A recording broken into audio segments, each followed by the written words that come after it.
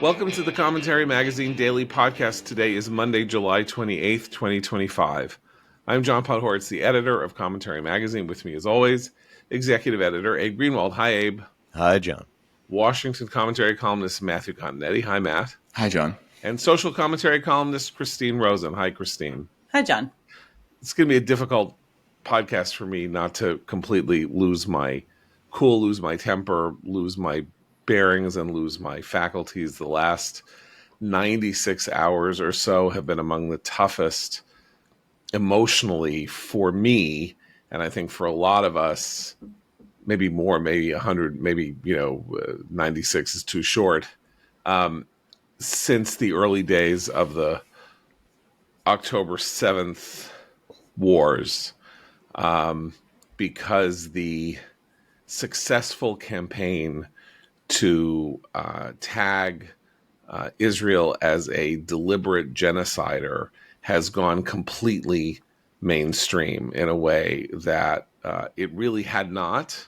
Obviously, we've been talking for almost, it's getting on to close to 2 years about the injustice of the way the war has been characterized by a lot of people on the left, by a lot of Europeans, by a lot of thinkers, and this basic principle that for some reason Israel and Jews are not allowed to defend themselves when they are attacked in the most barbaric and brutal way, and to do things that will ensure that those attacks never recur.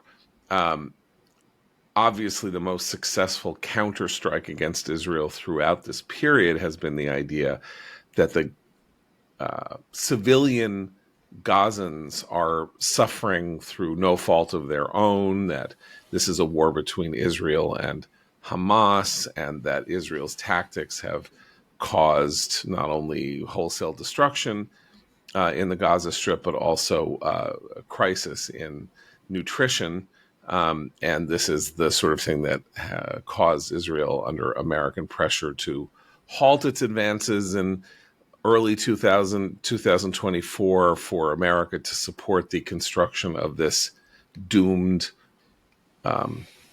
dock platform in the Med, so that we could somehow bring in supplies. America could somehow bring in supplies from the sea, spending $330 million, losing some American lives in the construction of the dock, which basically was abandoned 3 or 4 months later because it was not seaworthy or usable, and this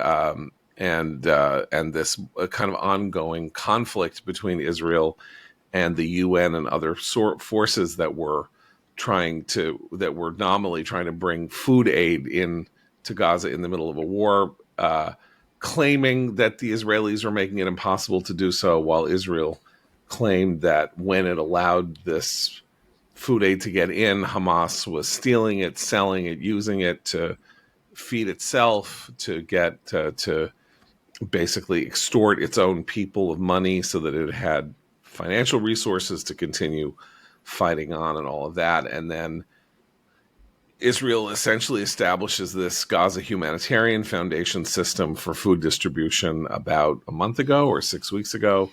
And everything that we hear says that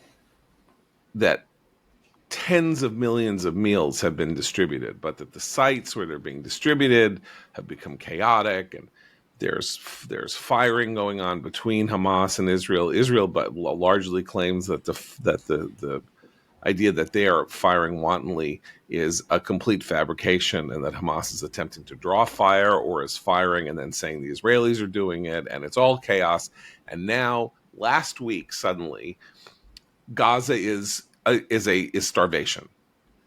60 million meals have been distributed in the last month, and Gaza is now starving more than it has before, while UN aid is sitting rotting at the Israeli border because the UN refuses to enter under the conditions under which Israel is demanding that they distribute the aid. And so they're like, well, we're just not going to go in at all. So there's UN food sitting there, gigantic pallets, enormous amounts of food that are rotting in the open air, because the UN has decided to join an effort to tag Israel as the causers of starvation, when in fact the UN has unilaterally decided not to distribute the food that the World Food Program, under the, I would say, extremely regrettable leadership of the widow of John McCain, Sidney McCain, who has become a startling force for anti-Israel propaganda in a way that I would imagine her late husband would not appreciate.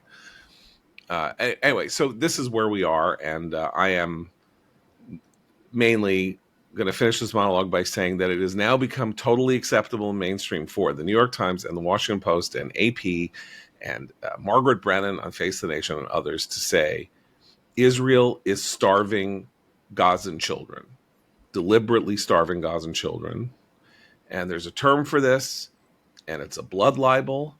Blood libel is Jews kill Christian or non-Jewish babies for their own reasons to get their blood.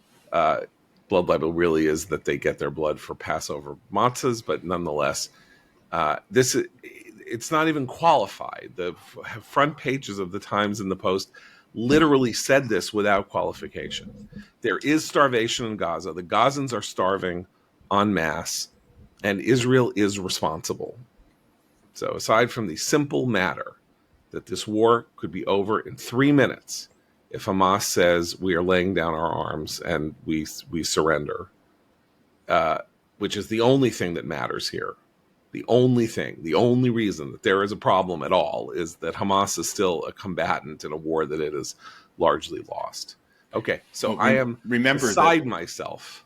Yeah, remember that the starvation narrative campaign coincided with Hamas breaking off the ceasefire negotiations because Hamas's demands escalated as the global media apparatus accused Israel of starving the Palestinians in Gaza. So this was both a diversion from Hamas not engaging seriously with the United States and with Israel in trying to get a ceasefire, as well as in a way to bolster Hamas in those negotiations. So that's the first thing to be said.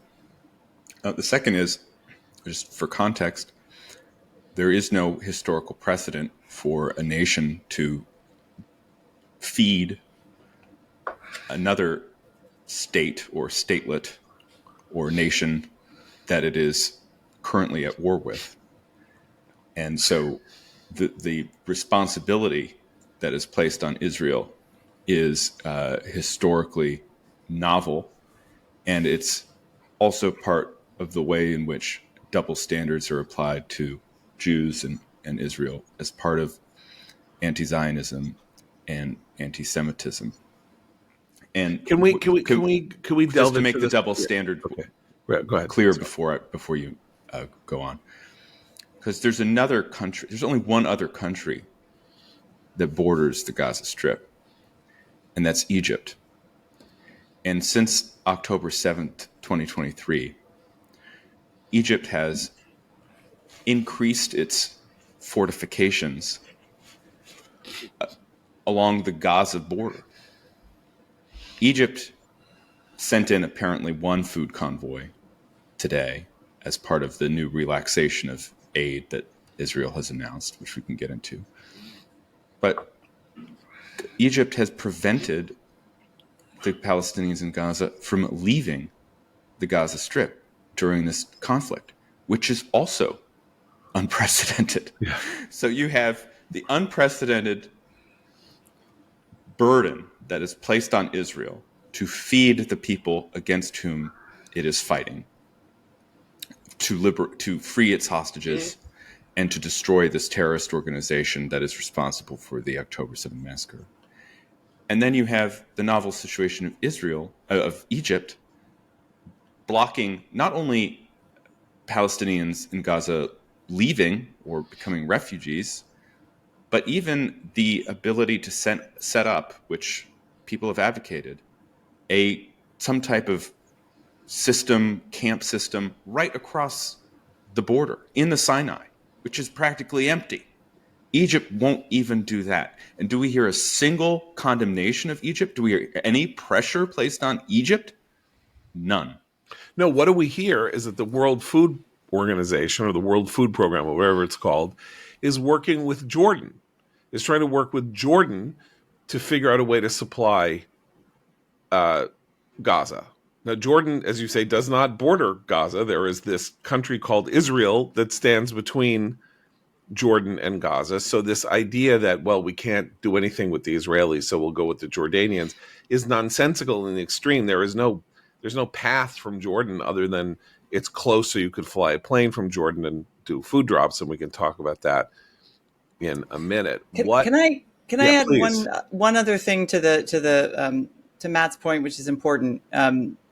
We need to spend just a second talking about the particular New York Times story and its sourcing, because one of the reasons it's getting a lot of play across all other media platforms is that it claims to have two unidentified IDF soldiers who say that the food aid isn't getting stolen by Hamas.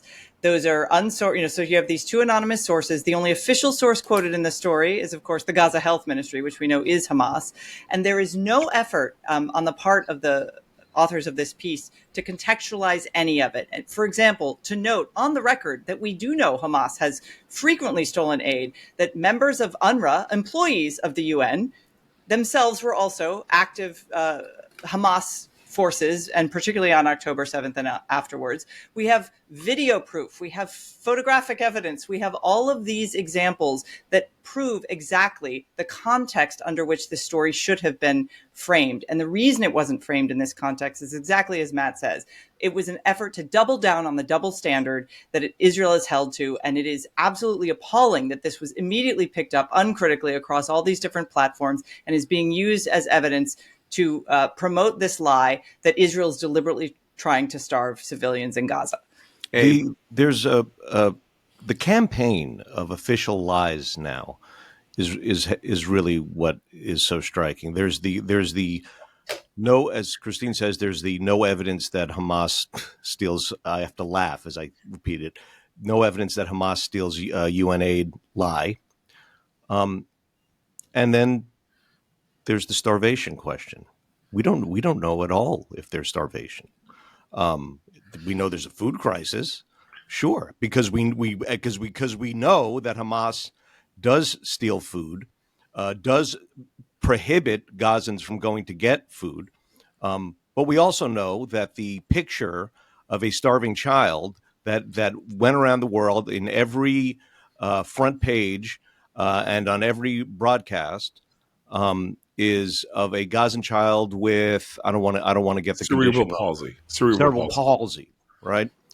Is being carried by being an carried adult. by his mother. And the spine is is visible. Yes, but the spine is visible because the child has cerebral palsy and is not from starvation. and this is being adduced as evidence of starvation.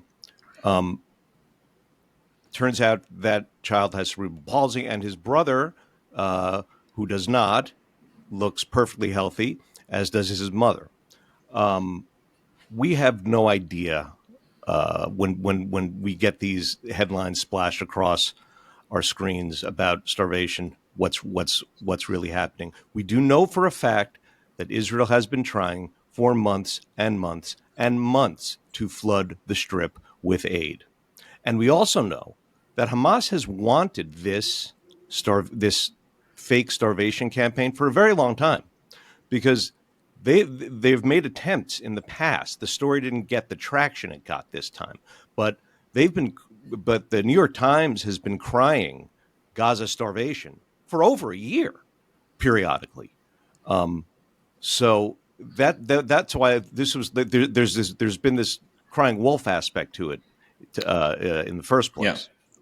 Okay, so two things. One is the story that you reference was published, I think, on Saturday or sometime Friday or something like that. Of course, it has 4 bylines, which is as we have been noting over the last week and a half. The more bylines, the worse the story is likely to be, because the bylines, the number of bylines is placed there in order to create an image of authoritative, multiple sourcing and all of that. And yes, this article that said Israel knows that Hamas is not stealing food, according to 2 officials who were unnamed. Now, I just want to parse this for 2 seconds. Can I just add just please? Because what the story actually says is, while there is evidence that Hamas has stolen some food on occasion from other sources, there's by their own records, like they keep records of the food they steal from whom. By their own records, there's no indication that they've stolen any food from the UN. First, I would say, isn't that curious? Isn't that curious that they don't have a recording of their stealing food from if that the food, UN? as Christine says, if the food is coming from UNRWA, They're partners. they're not stealing it because UNRWA does not consider giving Hamas supplies to be theft. Right. So that's not an issue. But just to parse the logic of this story, which is always the problem with Jew-hating anti-Semitic tropes over the centuries. Israel has spent the last year and a half fighting and stopping and fighting and stopping, and 75% of that, if not more, has been about food distribution. If Israel knew that it was not that the Hamas was not stealing food aid, and that food aid was flowing easily in some fashion or fairly, it would be demented to the point of insanity for them to claim falsely that the food was being stolen. Because either the food is being stolen or it's being distributed to the Gazans. If it's being distributed to the Gazans, they can say, what are you talking about? The food is being distributed to the Gazans. Nobody is starving. We are now going to destroy Hamas. The only thing that is keeping us from going in and finishing the job entirely is the hostages, and trying to make sure that we don't kill the hostages as we are trying to save the hostages. It makes no logical sense to say that Hamas is not, for Israel to say Hamas is stealing the food if Hamas is not stealing the food. The narrative that Gazans are starving is the one narrative that has gotten purchase from even people who would tend to be sympathetic to Israel's plight. But there is. We should add there's one other layer here, and I think the story tries to exploit this in a sense, and certainly the media narrative is that there is this logistical challenge, totally understandable in a conflict zone, of the IDF overseeing the distribution of these new forms of aid, the non-UN forms of aid. There has been a lot of chaos. We've seen video of it. There's been acknowledgement of it. That is being used, though, as a weapon in the information war to argue that, there's firing on civilians, they're preventing aid. But there is an actual challenge that the IDF is facing in terms of those logistics. They are simply not structured to be doing massive food distribution in areas that are conflict zones where obviously a lot of combatants might be present among civilians, and all these issues. Like, the sophisticated thing would be to say, yeah, this is it's a real challenge, and let's figure out how best to do it, which I think is what the U.S. backed efforts and working with Israel are trying to do. But they do use that as a tool in the information war, and the images in particular from that chaos, which again is understandable, regrettable, but exists. So we can't deny that those food distribution efforts have faced those challenges. But is Israel to blame is the only message that I think the media stories. Hamas had one demand, it had a few demands in the most recent round of ceasefire negotiations, but one of them was that the Gaza Humanitarian Foundation, which is the joint Israeli-American aid effort independent of the United Nations, stop. Yep. Very telling. The other week, it was demand number 2. Right, demand number 2. And then the other week, Hamas had a rocket launch. This rocket wasn't aimed at Israel. It was aimed at a Gaza Humanitarian Foundation relief site. So Hamas knows that the Gaza Humanitarian Foundation has been successful, and if it were to expand, it would kick out from under Hamas one of the main pillars of Hamas's remaining support, which is its control over the aid. But I want to also point to a very good article in the Free Press this morning by Matti Friedman, the Israeli journalist. He makes the observation that it's almost impossible for anyone to have a clearer sense of what is happening inside the Gaza Strip, because the way in which we receive information from the Gaza Strip is limited to three sources. And the three sources are the Gaza Health Ministry, which is Hamas, wire reporters or reporters associated with journalistic enterprises like the New York Times and the Washington Post, who are all operating at the mercy of Hamas. And then the third source is the United Nations, which in the case of UNRWA has been intricately connected with Hamas, and in the case of the broad organization, shares Hamas's aim of delegitimizing and ending the state of Israel as it currently exists. So one reason we've all been so skeptical of these stories for the duration of the war is it's not clear where this information is coming from. The current argument over starvation is because Israeli journalists who have typically been very skeptical toward the food claims have turned to this one Israeli economist who has studied the price of flour in Gaza and came with a study recently that said the price of flour was spiking so high that it would probably lead to shortages and malnutrition.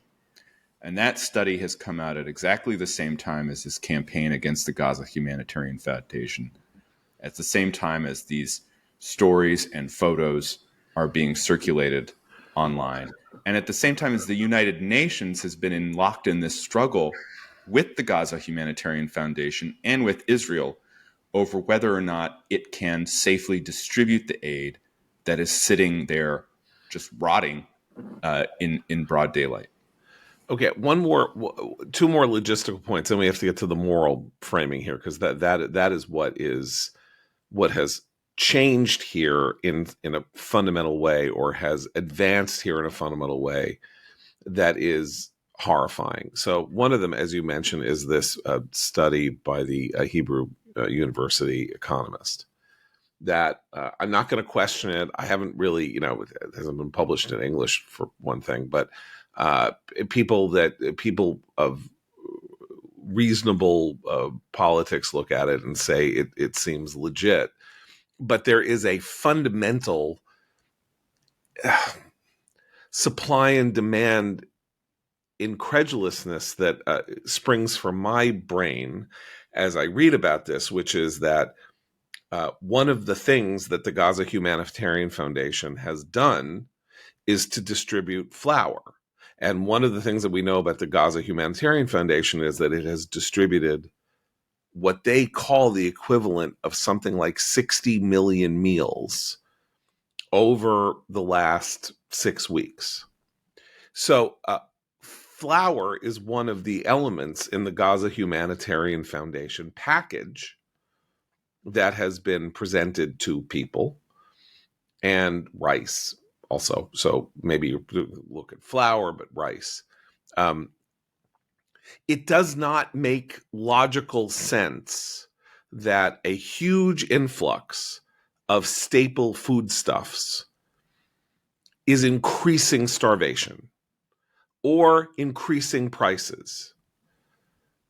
How he knows that this is what the price is on the ground at a Gaza market, I don't really know. I don't know what numbers he is using to adduce this economist, but it doesn't pass a smell test with me. Now, I could be wrong. I'm not seeing raw numbers, and I'm acknowledging that. I'm saying that simple inference says more food has gone in, not less, through the Gaza Humanitarian Foundation. So how is starvation up? And how is the price of flour up if millions of tons of flour are going into Gaza that were not going into Gaza before? It does not compute. So something is off there. But even if it weren't, and this was happening, and this were happening, is the fundamental point that you made earlier, Matt, which is that no country in the history of warfare has ever found itself in the moral position of being blamed for conducting a war that it is attempting to win, and then simultaneously being held morally responsible for the nutritional condition of the people who are on the other side. You can only say that if you believe that the Gazans, like, I don't know, like Soviets under totalitarianism, are not supporters of Hamas, are somehow not involved in their country's effort to destroy Israel, and that they are simply bystanders in a grand conflict between Israel and this terrorist organization. And this is where the rubber meets the road, because I am sorry, we have literally no indications except for a few demonstrations of a few hundred people every now and then that the Gazans are anything but supportive. And in any case, throughout the course of human history, kings fight wars with kings, and Hannibal wasn't responsible for feeding the people whose countries that he overran in the 4th century BCE, or we were not responsible for feeding Germany in the year after we entered Europe on D-Day and were going through, the Battle of the Bulge and going through the forest in order to get to Berlin.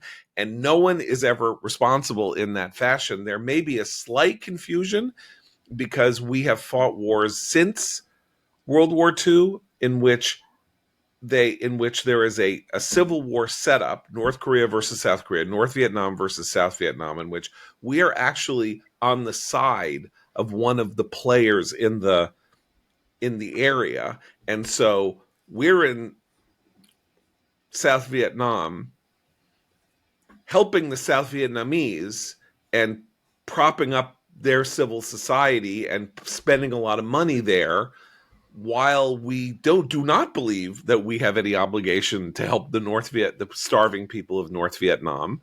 What we want is for them to rise up and throw off the shackles of their own government. Nothing like this has ever happened before. And when Jews are tagged with obligations and responsibilities that no other people have, that is where the anti-Semitism comes in. So we've had a kind of very much a calm and civil exploration of this issue now for 27 minutes as we've started this podcast, but it does not get to the mood or the emotions that I myself have been experiencing and that so many other people have been experiencing as I hear from emails and my friends and all of that, which is something really evil has started in the middle of last week with the instant assertion that there is mass starvation in Gaza. This was not said 2 weeks ago. It was not said 3 weeks ago. It was said last week. And what happened last week? Hamas became intransigent at the negotiating table. And why? And let's talk about why. Why is this letter from 17 countries saying Gaza is starving, there needs to be a Palestinian state, Israel is evil? So, in an effort to help the poor suffering Gazans, leaders of the world come in on the side of Hamas and say that Israel's effort needs to be stopped. And what does that do? Does it encourage negotiations? Does it encourage a ceasefire, which you think it might? In other words, Israel's like, all right, we're going to have a ceasefire. We want the hostages out and we're going to release prisoners. But you know what? There's this international pressure, and we have international pressure. We're sick and tired of fighting this. Let's see a 60-day ceasefire, and if we can get to the end of the war, even without achieving our fundamental aim, which is the actual explicit surrender of Hamas, like where they say we surrender. But is that what happened? What happened is Hamas dug its heels in and said, we're winning. All these people are coming in on our side, so screw the Gaza Humanitarian Foundation. Well, Israel is not allowed, according to Hamas, to create buffer zones between between the territory of Gaza and the areas in which Israel was attacked in the Gaza envelope, or down by the Egyptian border that is so heavily fortified. These corridors that Israel is almost certainly going to establish, whatever happens, to ensure that there is a mile or two before anybody can try to break through a fence that it will be patrolling, maybe through time immemorial. I mean, maybe until Palestinians see reason, but they said no. Hamas said no. And now it's Hamas says no and Israel is starving Gaza. Hamas said no and Israel should finish the job. But that's the conceit and the explanation for the timing of that letter from other countries. Because anytime we get to the point where the world might notice that Hamas actually doesn't care about the suffering of the people in Gaza. The opposite, their goal is right? the elimination of their goal is the elimination of Israel and the Jews. So the suffering of their people actually becomes a useful propaganda tool, as it long has been. If the people, and there are people in Gaza who have actually tried to raid the storehouses that Hamas keeps under armed guard of UN food aid. There have been a few instances of that. So there are people, civilians, innocent, trying to get themselves fed. If Hamas cared about those people, they would release more of the food to those people. But we know they don't care about their own people. This is why they are a terrorist organization, not a nation state. It's why they have been effective in negotiations, because they actually don't have a limiting principle. Israel's being asked by the world community to exercise moral judgment and a limiting principle, as it has long done throughout this conflict. But now to do it at the expense of the remaining hostages and of actually securing their own border against this terrorist group and destroying it forever. And it's not just the hostages, because this is another key point. There are apparently 20 living hostages. Since the first talk of establishing a new ceasefire that would lead to the release of at least some of the hostages and a process to find a path to the release of all of them and some kind of end to the war. Since that has happened, more than 20 Israeli soldiers have died in Gaza. Those are conscripts. They're 19, 20, 21 years old. Some of them are not conscripts. You've heard me tell this story on this podcast back in September, October, when my nephew at the age of 39 was nearly killed in an ambush of his convoy. He's a reservist. He has been fighting in Gaza since he got out of high school, intermittently, gone in 5 times since 2005. So he's a reservist, but these are 19, 20, 21-year-old kids. They are conscripts. They are fighting for their country, but they are not permitted not to. So there it is now. Really, Israel is now exchanging lives for lives. Israel has effectively, implicitly elevated the lives of the hostages over the lives of Israeli kids who are fighting in the war in Gaza, because it is sacrificing them as Hamas refuses to surrender and achieve this aim. And I don't know at what point the Israeli populace says, this isn't right. Like we know that the suffering of the hostages is unique, awful, and that there is a deep Jewish moral obligation to ransom captives that is the animating principle behind why it was so brilliant for Hamas and the Gazans to take these hostages in the first place, to cripple Israel with our own moral, Jewish moral tradition. But it's not right, and it is not right to say that the life of a hostage is more valuable than the life of a 19-year-old Israeli conscript who is patrolling in Gaza and getting blown up by an IED.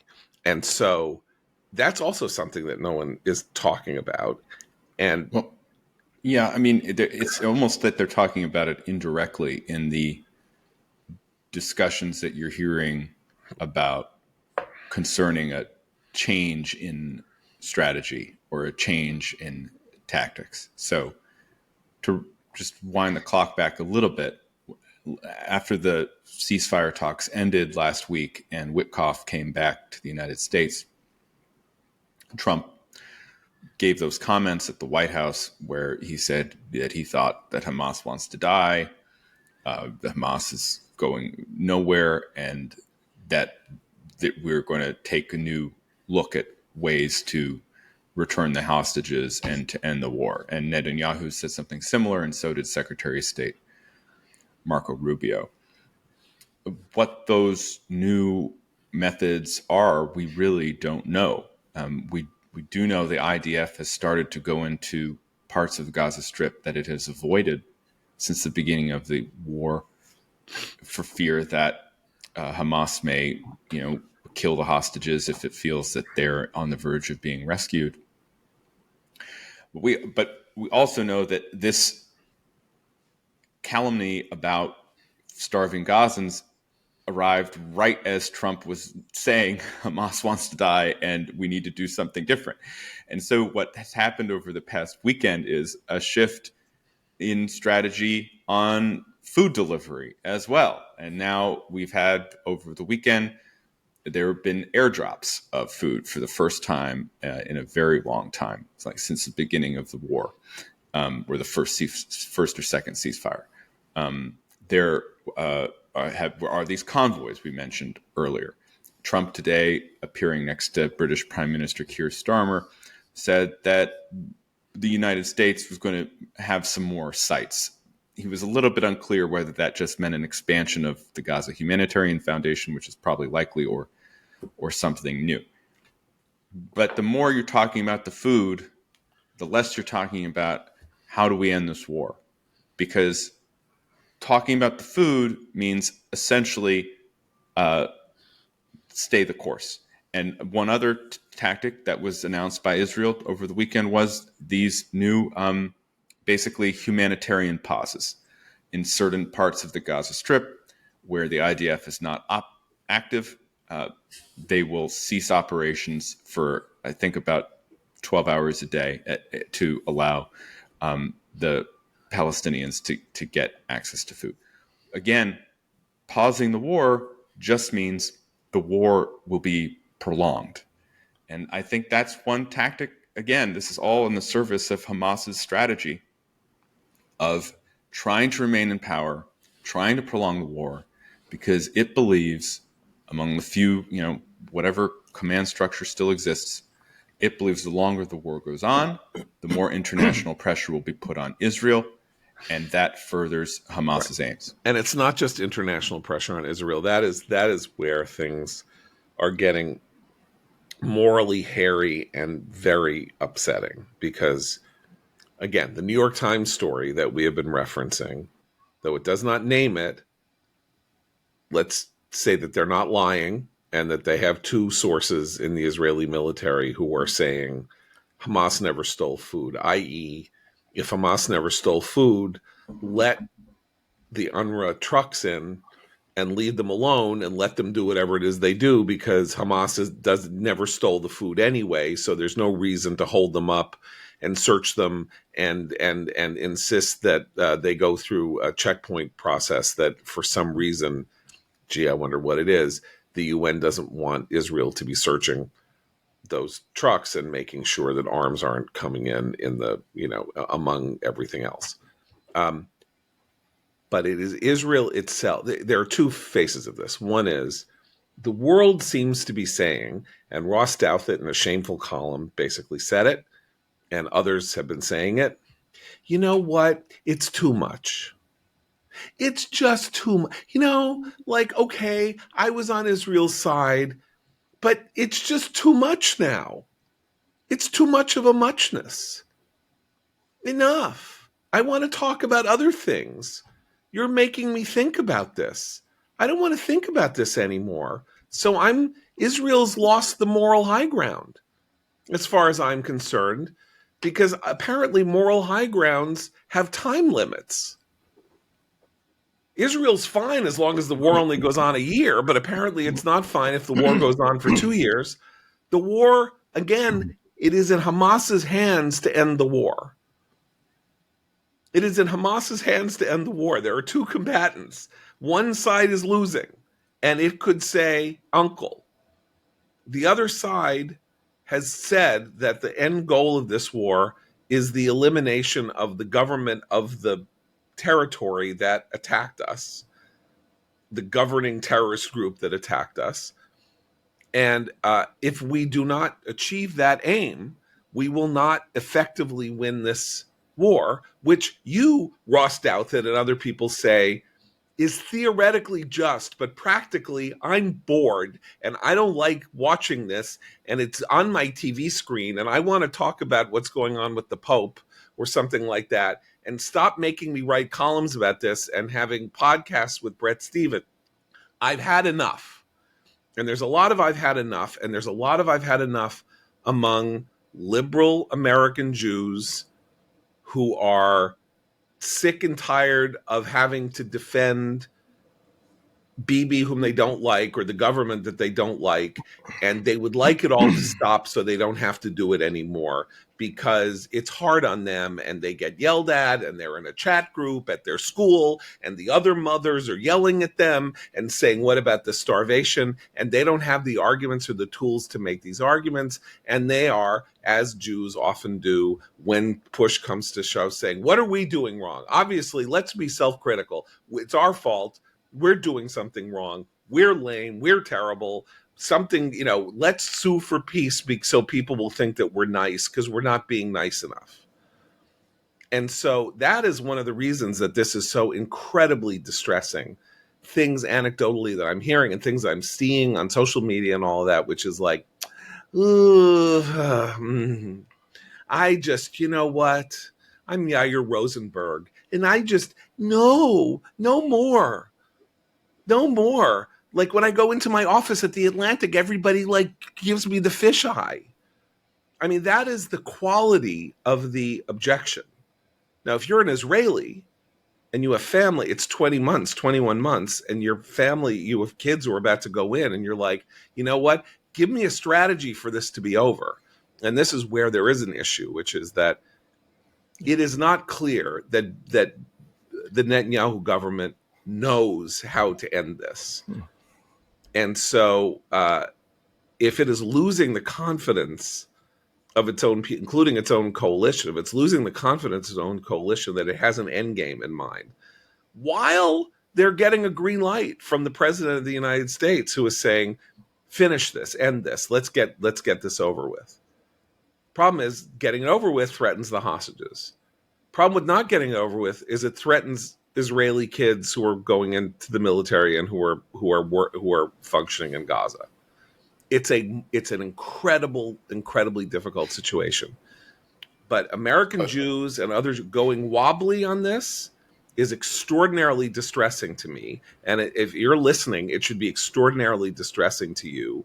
And if you agree with me, go into your chat groups and your WhatsApp groups and your school groups and all of that, and don't stay silent, because people are going to believe that everybody thinks that the war has gone on too long and that Israel is at fault here. The only way to prevent that kind of conversation from gaining total purchase is for people to stand up and argue back. I do think part of the strategy that the United States and Israel may be contemplating involves increased pressure on Arab powers, including Qatar, which hosts the Hamas leadership. There should be a concerted effort to have Qatar exile, at the very least, the Hamasniks who live there in the gilded condos and hotels. There should also be pressure on Egypt. Trump uses our economic leverage and the threat of tariffs to achieve diplomatic ends all the time. He just did it again with this recently announced ceasefire between Thailand and Cambodia. Why hasn't he threatened huge tariffs on Egypt unless Egypt agrees to open up some parts of the Sinai to Gazan resettlement? these are the types of moves that could change the conversation and change the game. The problem with the arguments of Ross Douthat and others is they essentially are arguing for an end to the conflict that would mean a Hamas victory. And that is just, you can't countenance that. It's just not acceptable. I laughed out loud when I got to this part of the Ross Douthat column. So there's no way to look at the rubble in Gaza and the death toll estimates and offer a mathematical proof that Israel is failing to exercise adequate restraint. I just think it's true. Yeah. Well, that's great. Yeah. Okay. Yeah. So it's completely arbitrary. But you know what? I mean, if that's your argument, and just one more thing that I think that reveals the content of this column. I recommend my recent podcast conversation with my colleague Brett Stevens for a longer discussion on these points. But suffice it to say, I do think that certain things America did in World War II were intrinsically immoral, including the firebombing of Dresden and the use of the atomic bomb against Japanese population centers. Now, leave aside the World War II revisionism, which is going on in certain quarters of the right, along with a move against Israel. They're paired as usual, and leave aside Dresden. That's strategic bombing. That's an interesting historical discussion. But when you say that the use of the atomic bomb was immoral and unjustified, you're kind of giving the game away, because without the bomb, all historical evidence rather than arbitrary feeling, which seems to be the rule, but all the evidence shows that the invasion of the Japanese home islands would have killed 1 million Americans and millions more Japanese. And in war, you have to make these unfortunate calculuses. But I firmly believe that the use of the atomic bomb was justified in order to prevent the mass death that would have happened had we not used it. Just as I believe this war against the terrorists is absolutely justified in order to prevent the mass death that will occur if Hamas is left in power at the end of the conflict. Can I say something? Please go ahead. I just want to say a few things about this. When Ross says, "I just think it's true," that's exactly, he's being honest, because that is there is no one has calculated and come out with a figure that they have determined means that Israel is committing atrocities against the Gazans. What's happened is they've seen countless images, they've heard countless arguments and a billion harangues and seen a billion headlines, and they go, all right, I just think it's true. That's because they've been sort of overwhelmed by this campaign. And for everyone who's, including Ross and everyone who's now coming around with this, I was on Israel's side. It's a just war. I understand. But this is really, at this point, a line has been crossed. I just want to say, congratulations. You have now been instrumentalized by Hamas. This was the plan. You knew this was the plan. I'm sure at some point you wrote somewhere that this was the plan.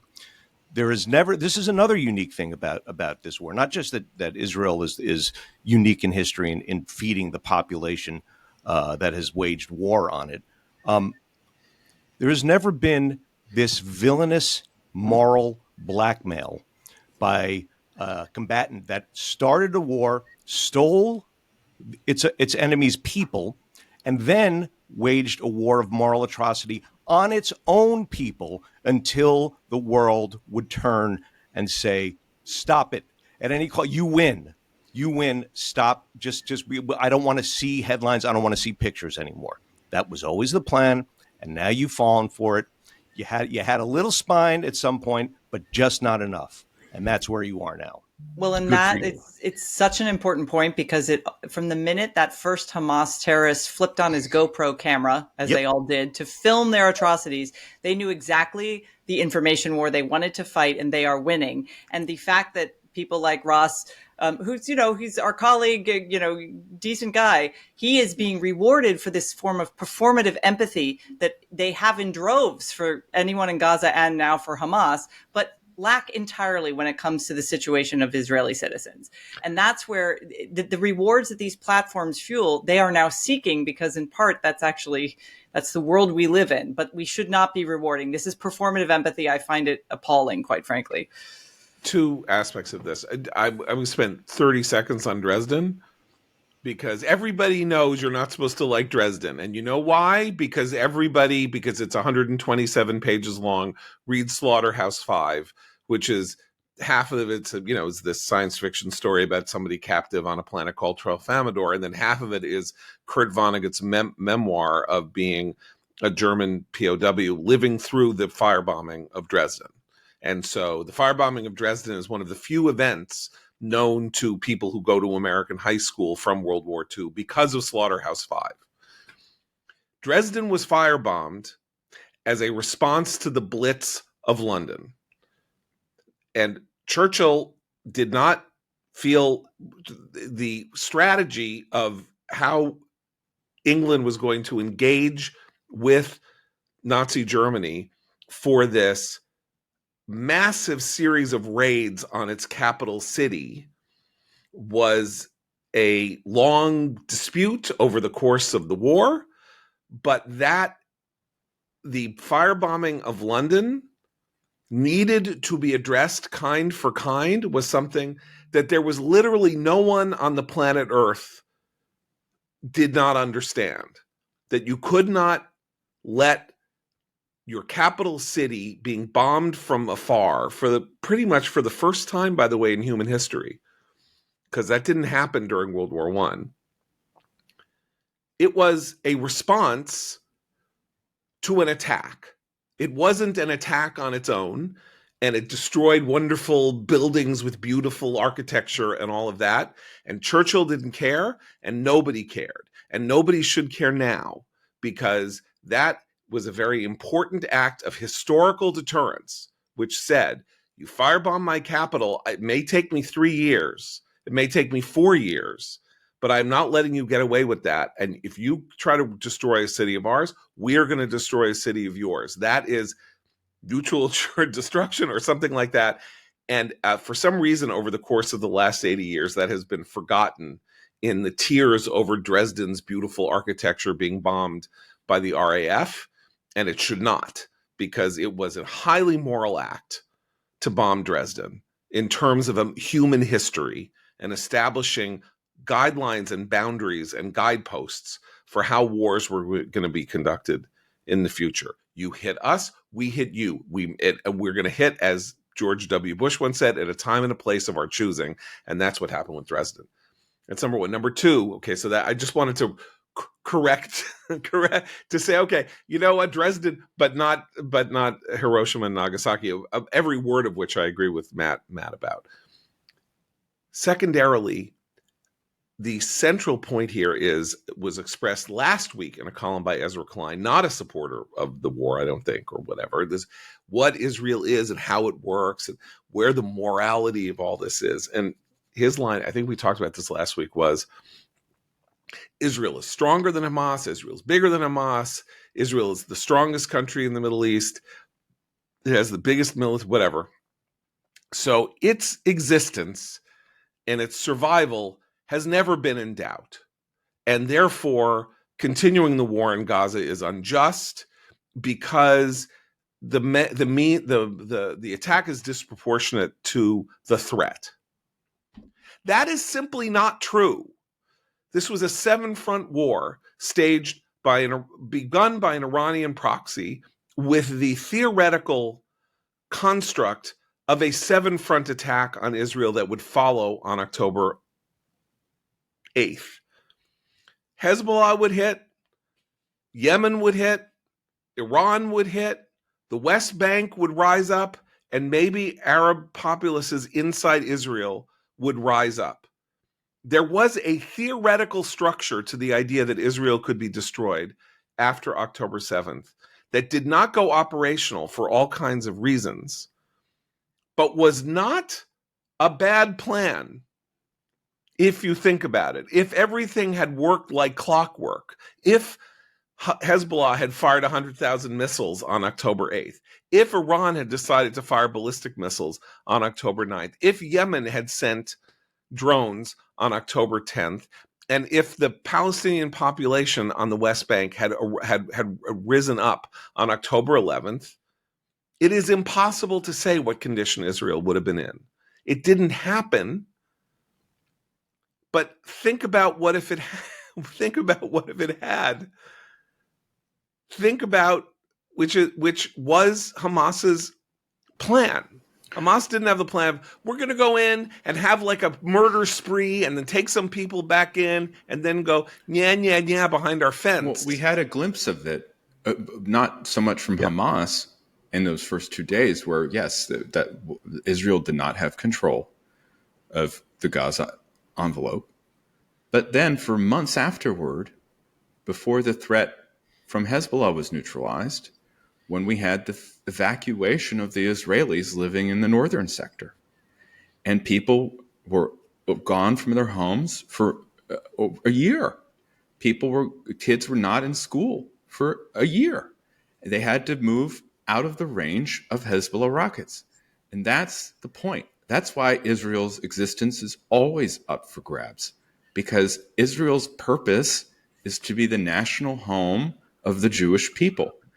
And if you convince Jews that national home is threatened and this national home cannot perform the basic function of a state, which is to have a monopoly of force and thus protecting its citizenry, then Israel is not viable. And you saw it. I mean, you saw it, as you say, on October 7th and into October 8th for a little bit. But then you saw it for a long time in the north. Yeah. And so this is all about Israel reasserting itself as a safe haven for the Jewish people.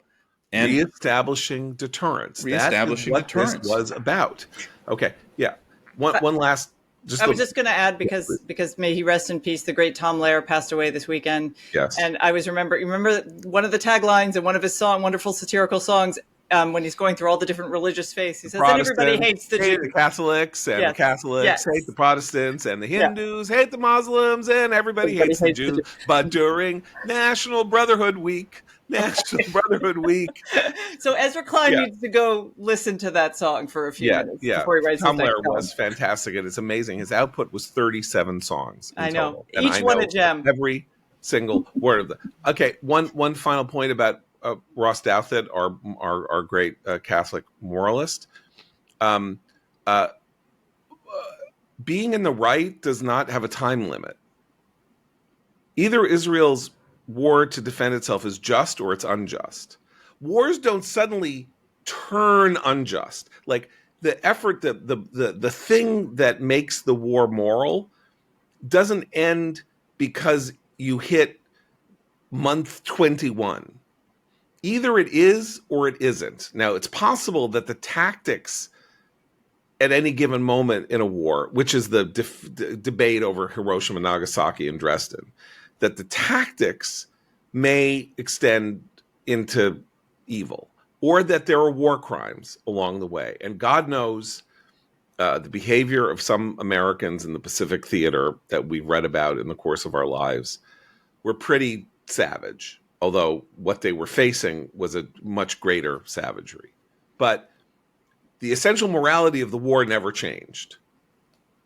America was attacked by Japan, and the Western civilization was under attack. The entirety of civilization and the core civilization that gave birth to America in Britain was under attack by the Axis, and that never altered. Whatever happened, if there was an atrocity here, if there was an atrocity there, the overall morality was a real thing. And that is, if you want to be a moralist, you better own up to the idea that morality is not conditional, because you know what that means, Ross Douthat? It means, maybe that abortion is okay. You don't like abortion, you think abortion is evil and is murder, but you know what? Murdering this kid is okay given X, Y, or Z circumstance. That's not how morality works. You don't get to pull the moral card and say, now that's immoral. either things are right or they're wrong. Either things are just or they're unjust. It's not a spectrum. And if Israel was justified in fighting back against Hamas on October 7th, it is justified today by the fact that Hamas has not surrendered. And it is an act of, I would say, deep emotional weakness not to be able to stiffen your spine when the side that you're on comes under attack from people that you are often extraordinarily contemptuous of for their conditional morality when it comes to subjects of matters that you care about the most. And that's just something that I thought would be obvious to people and seems not to be obvious to people. Matt, you have thankfully a lighthearted recommendation for everybody before we go. Yeah, God. Well, this I find it to be lighthearted. Some of my fellow panelists say it's stressful, but I would like to recommend The Studio, the Apple TV Plus series by Evan Goldberg and his partner Seth Rogen. In The Studio, Seth Rogen plays a Hollywood executive named Matt Rennert, who is thrust into being the studio head after his boss and mentor, played by Catherine O'Hara, is fired. And he accepts his job on the condition that his first major tentpole film be a adaptation of the Kool-Aid commercials featuring Mr. Kool-Aid. And it's a 10-episode series. I've watched 8 of the 10 episodes. I love it. I think it has a very dry sense of humor that I appreciate. But I also love all the Hollywood stuff. And it's not just kind of the glimpse inside the movie industry from people who have been connected with it pretty much their whole lives. But it's also the sets and locations, and you get to see parts of LA that I had not really ever seen. Some of the homes featured are just incredible. LA masterpieces. You get to see the movie. I'm not sure where they film it, but you get to see the film lots and such. So I do recommend The Studio on Apple TV Plus. 2 things about The Studio. One, my wife works in show business. We know a lot of show business people. I've never heard people say that anything was ever as accurate to the experience of working in the motion picture industry as The Studio is. In other words, it's a satire of how movies are made now. That, like all good satires, has no sacred cows. And so everybody is a shyster, con artist, out for himself. These great moral battles where Ron Howard playing himself has made a movie in which everybody knows that there is a scene that is deep to his traumatic past that has to be cut because it's terrible. It's 20 minutes long. It's going to ruin the movie, which otherwise tests really well. And nobody can figure out how to tell Ron Howard that he has to take this scene out. And every moment somebody chickens out and doesn't do it and won't do it. And the person says, okay, I'll do it. And then he's in front of Ron Howard and he can't do it. And who's going to tell Ron Howard? And Ron Howard is giving this brilliant performance as nasty Ron Howard, who, is going to kill anybody who tries to touch his movie. And on and on. Like the guest stars are great. Yeah. Martin Scorsese, Ron Howard, you mentioned, Anthony Mackie. Has a great... They also do, for the younger set, they might not understand that this is a radical return to something I miss, which is the long cut. I think one episode they do in a single shot. Yeah. Oh, huge. But the lack of jump cuts makes me so pleased. I feel kind of, even though some of the, I was joking with Matt that there's an episode that caused me some secondhand anxiety, but watching it is sort of a pleasure in a way that I had forgotten, because so many shows these days just cut. There's also, I should mention the fantastic episode about casting the Kool-Aid movie, Yes, where the Hollywood executives get tripped up over their own wokeness, and it features a cameo by Ice Cube, which is also hilarious. Yeah, no, it really is. It's a great movie. It's a great show. Inspired a piece of work. I will tell one. I'm in LA as we're talking, and I will tell you one story from this weekend that lights sort of like illuminates this, and then we'll go. Which is, so part of the story here is that Seth Rogen gets his dream. His dream is to become a studio executive, run the studio. And it's a nightmare. Both of the show is basically about how he is staving off humiliation and shame and like terrible, like his showing off his cowardice and his lowness and his acquisitiveness and all of this. And all he wants to do is make really great movies the way they used to.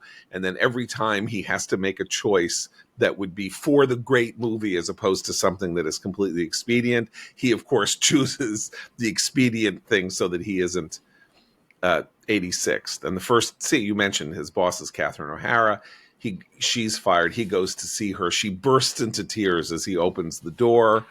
And like, he says, "I'm so sorry." And she says, "You shouldn't have taken the job." And he's like, "Well, somebody else would have taken the job."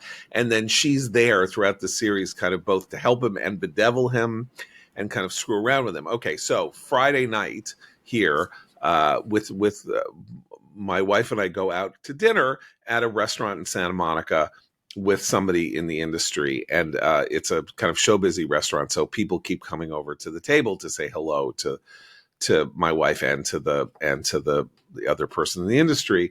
And then as we're leaving, we're in this weird semicircle of people as someone comes and says hi and talks about a show that they all worked on together. And there's this guy standing there very uncomfortably, bald guy, around 55, like 6 feet tall, looks very uncomfortable. Finally, we're sort of introduced around, and the five of us, and shake hands. And this guy, who seemed very much like, he didn't know he wanted to get out of there and wasn't enjoying this, was a former studio head who was now brought so low that he had to stand on the sidelines of a conversation between people 2 or 3 rungs below him in the show business hierarchy, because he's not in the hierarchy anymore. He's now just an independent producer and is hustling for work just like anybody else. And that guy that I met on Friday night is who Seth Rogen's character, Matt, is terrified of becoming at every single moment, and will inevitably become, because he will get fired and he will have to make a new living and figure out how to live.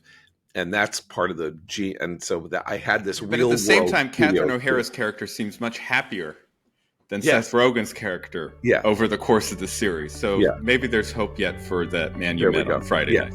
Yes. Okay. So we'll be back tomorrow for Abe, Christine, and Madam John Bob Horitz. Keep the candle burning.